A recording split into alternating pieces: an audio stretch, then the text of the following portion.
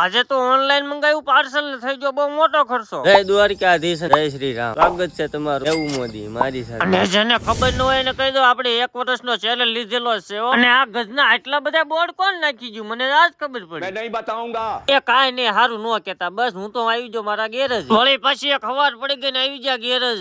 ये दुख का खत्म नहीं होता बे।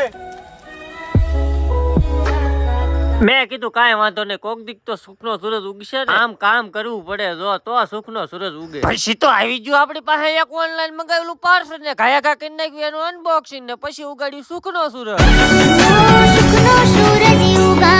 ऐसे पोता मारना पड़ता है तेरे सुखना सूरज उगता है। અને હાશી મહેનત તો આ છે જો આ ફોલોવર આપણે મળવા આવે ને ઈ જ મહેનત છે। फिर तो हमारा मेरा कलेजा निकल गया ગામમાં રખડવા ભાડે કા બુલેટ લેકે।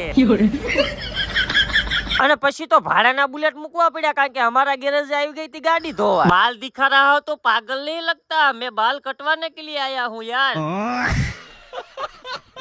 અને આ ભાઈ હેર મસાજ કરાવે છે ને આપડા ફોલોવર જ છે। પછી તો આવી જો અચાનક આપણો વારો ભાઈ મન કે ટકલું બોસ કરી નાખું હું મેં કીધું ના ના રેવા દીજો વાળ રાખવાના છે।